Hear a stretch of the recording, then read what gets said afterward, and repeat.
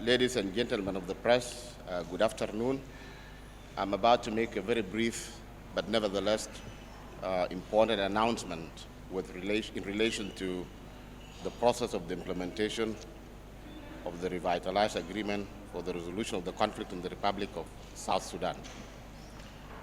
His Excellency President Salva Kiir, President of the Republic, and His Excellency Dr. Riak Machar, the first Vice President, this morning, 17th of June 2020, met to continue consultations with respect to the impasse over the allocation of the estates.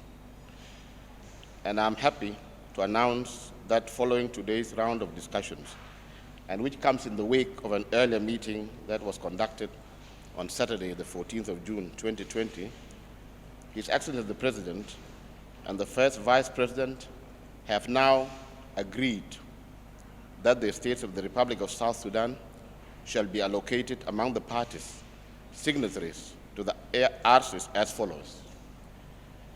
The former interim transitional government of national unity shall nominate the governor for each of the following 6 states: Northern Bahr el Ghazal, Warrap, Lakes, Eastern Equatoria, Central Equatoria, and Unity State. The SPLA-IO shall nominate the governor for each of the following 3 states: Western Bahr el Ghazal, Western Equatoria, and Upper Nile. The South Sudan Opposition Alliance, SSOA, shall nominate the governor for Jonglei. Matters pertaining to the composition of the executive and the legislative branches of government in the states shall be discussed and agreed to at a later date.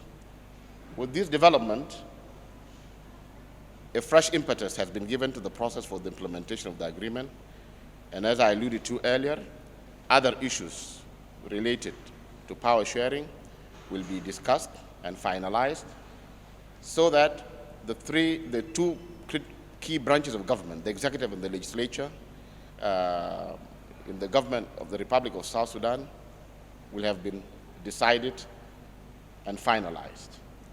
This is briefly the announcement that I wish to make this morning, and we are very hopeful that with this development, the road is now paved to further positive developments that we hope will be carried out expeditiously, such that time that has been lost, we are able to recover it, because the clock is already ticking in terms of implementation of the agreement and the move of the country through the transitional period towards the end of the transitional period in 3 years' time.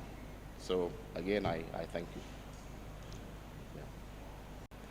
Yeah, after this agreement, obviously, within the next few days, consultations shall be conducted by the stakeholders to agree on the nomination of the governors as per the states that have been allocated to each and every party. So it won't take long. It will be done swiftly, and hopefully very soon we'll be able to announce the name of the governors for the respective states.